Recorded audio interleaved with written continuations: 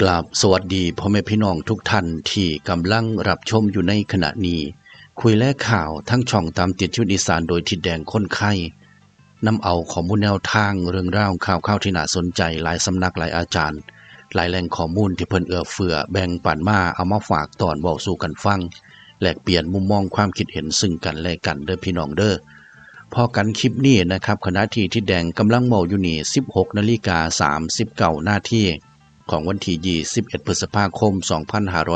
2568นะครับสิพาพี่น้องมาตามต่อข้อมูลแนวทางเลขฝันของคุณรัศมีมาแล้วนะครับที่แดงสัมผัสเพิ่นมื้อคืนนี้เนาะงวดที่ผ่านมา09เพิ่นมาเด้อนะครับเลขฝันคุณรัศมีก็ได้คุณแม่มุกดาหารนี่โอ้ยเพิ่นแบ่งปันมาตั้งแต่ต่องวดพุ่นล่ะนะครับปานนี้ FC แม่มุกดาหารก็สิจมคักแล้วล่ะเด้อนะครับกราบประทานอภัยหลายๆเด้อนะครับพี่น้องครับเป็นการทำนายตัวเลขพี่น้องครับทั้งข้อมูลภาพและข้อมูลเสียงในคลิปนี้ทายตัวเลขผลการออกรางวัลของสำนักงานสลากกินแบ่งรัฐบาลจัดทำขึ้นเพื่อความบันเทิงเท่านั้นห้ามเล่นการพนันที่ผิดกฎหมายเป็นความเชื่อส่วนบุคคลโปรดใช้วิจารณญาณในการรับชมรับฟังนะครับที่แดงเสียพี่น้องฟัง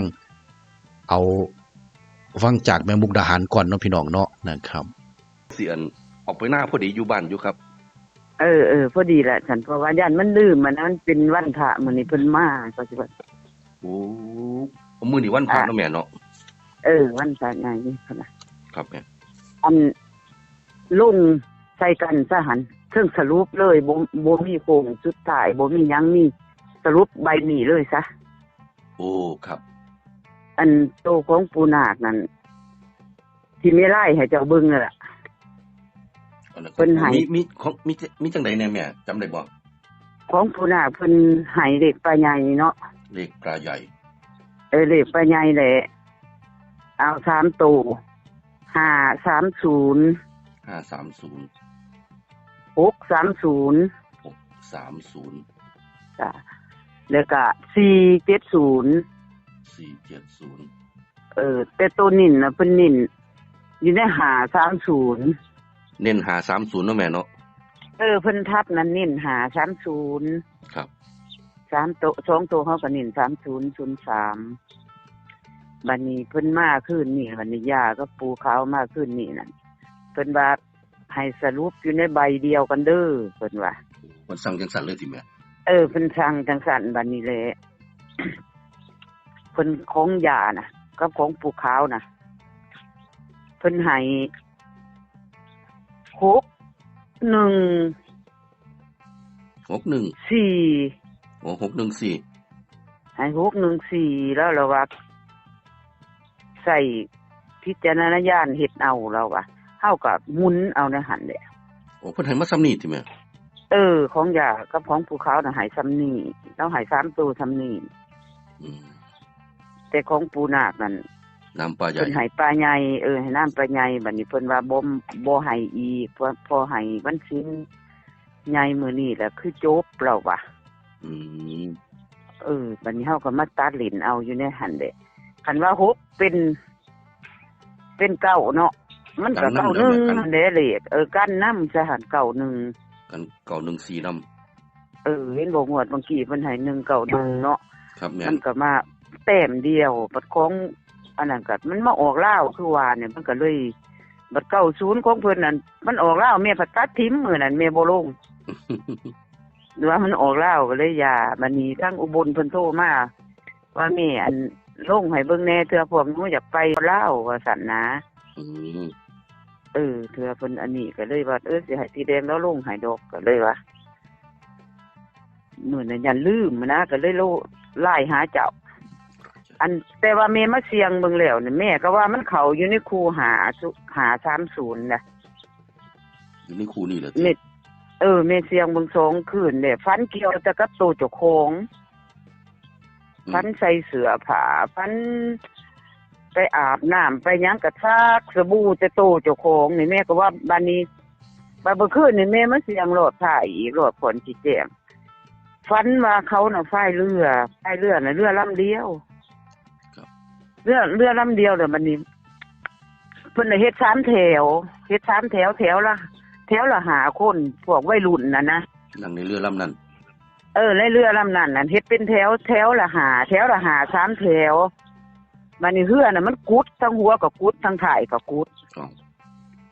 บัดนี้แม่ว่าหมุนตัดเหรียญเอาอยู่ใน530นั่น5350สีแดงหมุนตัดเหรียญเอาอยู่ในนี่ล่ะ เนาะ ประมาณนี้แต่นิ่นน่ะเพิ่นนิ่น30เพิ่นทับไว้นะ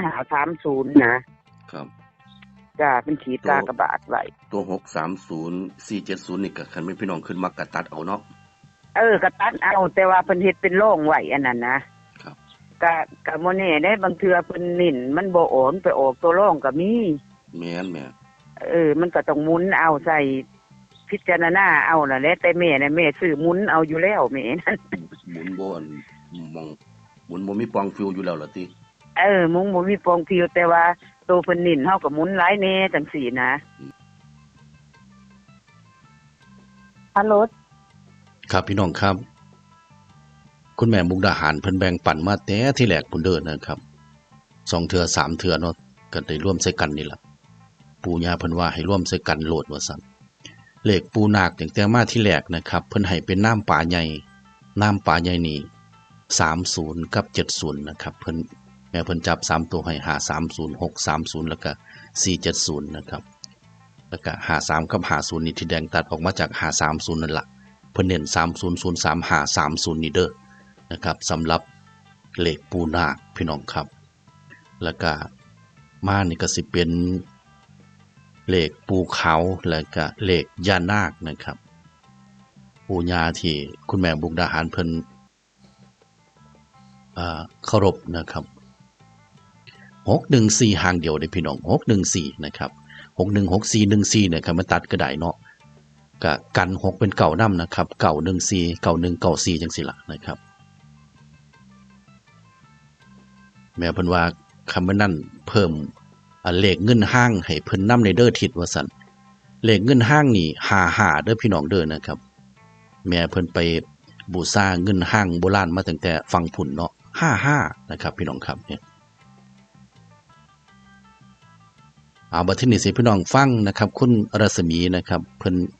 เว้าความฝันสู่ฟังนะครับคุยกันตั้งแต่เมื่อคืนนี้นะครับจ้าสวัสดีจ้าสวัสดีครับคุณรัศมีครับบังบ่น้อนี่เนาะจ้าว่างเลยจ้าครับผมโอ้ยเมื่อคืนนี่ก็ว่านเข้าเมื่อยมายามกลางเว้นแหมกันเลยน้องก็ว่าเฮากินส้มตำไปเห็นไอ้ที่โทรมาสร้างเราอ่ะ น้องก็นอนเลยเนาะจะได้ว่าอันเขาบ่โทรมาเอาเลขโอ้ยน้องก็ว่าสิโทรหาเขาอยู่บ่ว่าพวกเขาไว้เล่าสิให้ซื้อ091แต่ของเฮาน่ะสิเป็นลงรัฐบาลไทยให้เขาก่อนมันออก091โอ้เพิ่นมาเล่าก่อนติแม่นครับสิไปอยู่บ่เนาะไทยนี่เนาะไปคือเก่านั่นล่ะไปออกลาวแล้วแต่ว่าน้องฟันจังซี่เด้ฟันต่องวนน่ะครับมื้อตาขึ้นมาเนาะเห็นหมูตัวบักใหญ่นอนข้างๆเลยเขาเอาไอ้ตะขอน้อยๆหั่นน่ะเกี่ยวแหลมๆอ่ะไอ้เกี่ยวหูมันน่ะเฮาค่อยว่าคือเฮ็ดเป็นจังซี่มันตายแล้วหมูน่ะบัดนี้ไอ้แมวน้อยก็นอนอยู่ทั้งเทิงอันหม่องหมูอยู่อ่ะนอนเฮียงกันเลยที่อยู่ในดินน่ะเอ้าน้องว่าคือเป็นจังซี่แมวกับแมวน้อยหากัน1สิเขาบ่เอาหมดน้ำมันดอกมันหลายโตเต็มน้ำมันอีหยังน้ำมัน145494โอ้มีเลขดังพร้อมเนาะแม่น แต่เฮาบ่เอา94เฮาแต่14เพราะว่าเฮาเห็นในตาเฮามันเป็นแมวน้อยมันเป็น14ครับบัดนี้อันหมูค่ะก็ตัวบักใหญ่มันสิมา8 7คือเก่าอีกซะบ่น้ำเพิ่น87ติแม่นไอ้น้ำหมูน่ะหมดน้ำน่ะ074787เขาก็เอาตัวใหญ่นี่แหละเพราะว่ามันเป็นหมูใหญ่ส่ำตู้เย็นพุ่นน่ะมันเป็นหมูใหญ่ก็เอาแต่87 78แม่นเฮากลับนำ78ครับเขาเป็นคนฝันก็เอาซื้อหลักร้อยหลัก4ใส่เอา4ใส่น้ำผู้หญิงติแม่นแล้วก็สิเอาอัน492ใส่น้ำเพราะว่าเงินไปใส่บาท วันอาทิตย์ที่พระวันไอ้พระค่ะแม่492เงินที่ เอาไปใส่บาทนี่ส่วนมากนี่ตัวเลขสิมักสิมาแม่นบ่คุณรัศมีแม่นเทื่อมันก็ยังแตก3โตได้116แม่น ตอน แม่น นั้น อยู่ น้อง เห็นทรงให้ผมเบิ่งอยู่อุ้ยสะดอก เออ มันมา ใส่ทุกเช้าบ่ครับใส่บาทหรือใส่เฉพาะวันพระ โมต้องใส่เฉพาะวันอาทิตย์วันหยุด อ๋อ แล้วบัดนี้มื้อที่2ไอ้ทิตย์มาฝันจังซี่มาฝันว่ามื้อวันอาทิตย์หั่นเลยแล้วฝันว่าอีแม่มาหาน่ะไอ้ที่ว่าฝันอันหมูน่ะต่องวดคือเลขออกภายในมื้อนี้แล้วตี4นี่น้องสิฝันเลยขึ้นเลขออกขึ้นหลังเลขออกเลย แม่นที่ฝันว่าหมูกับแมวครับ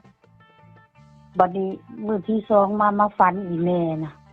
มันเป็นอันคืนวันเสาร์เนาะไปคืนวันเสาร์แล้วมันเป็นเสาร์วันอาทิตย์ตี4ตี5เลยแหละน้องฝันว่าอีแม่น่ะมาหาอ้าวเพราะว่ามันสิมาเลขอันเก่าอีหรือบ่90แล้วมัน09มันก็ออกเลย ก็บ่แน่เด้ครับน้องก็ว่ามันสิมา90บ่ผู้เฒ่าหรือว่าสิมา91แล้วมาคนหนึ่งน้องก็เลยว่าเอาสิเอาลงรัฐบาลไทย091แต่ก็ออกลาวก่อนซะมื้อต่อมาอีก2มื้อแล้วมาฝันว่าอีพ่อน่ะมีหมู่แล้วมา2คน3กับลาวแล้วบัดนี้ซุเพิ่นสิพากันเล่นหมากอีหยังเขาจะเอาฝาเบียร์เฮ็ดหั่นน่ะไอ้ที่เป็นกระดานหั่นน่ะอ๋อบังฮอดบ่แม่นครับแต่ว่าบ่คือกันกับบ้านน้องเนาะบ้านน้องเขาเล่นดามกันครับผมแล้วบัดนี้อันหมู่เพิ่นคนนึงน่ะลงไปในน้ำแล้วงมหอยขึ้นมาหอยหอยกาบพอดีอ้ายครับหอยกาบแล้วเพิ่นยกขึ้นเขาก็ว่าแม่นยังเลขก็42หั่นแหละข่อยว่าผู้ชายเนาะ42เนาะไอ้ทิดเนาะจับหลักร้อยหั่นนะผู้ชายนำหามือก็หาอยู่แล้วเขายกขึ้นครับพี่น้องครับคุณรัศมีเพิ่นเล่าความฝันนะครับซึ่งงวดที่ผ่านมาเลขฝันของสุดท้ายเพิ่นเนาะ09มาได้พี่น้องครับ09 3ตัวนี่เพิ่นให้เป็น209เกือบแม่นแตก3ตัวกันยังว่าเนาะนะครับหลักร้อยเขียนอยู่แต้มนึงอันนี้คืองวดที่ผ่านมานะครับงวดนี้เพิ่นแบ่งปันมาจังสี่เด้อนะครับสำหรับเลขความฝันของคุณรัศมี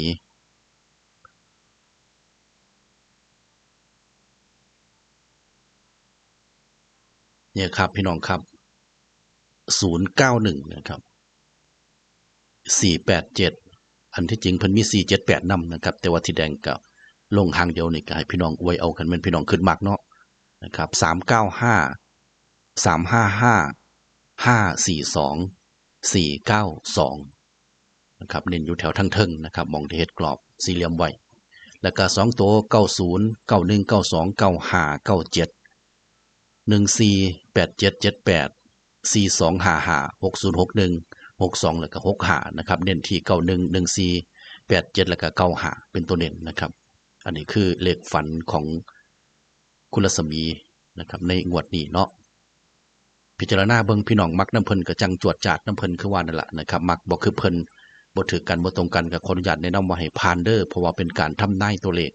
ทายตัวเลขผลการออกรางวัลของสำนักงานสลากกินแบ่งรัฐบาลจัดทำขึ้นเพื่อความบันเทิงเท่านั้นห้ามเล่นการพนันที่ผิดกฎหมาย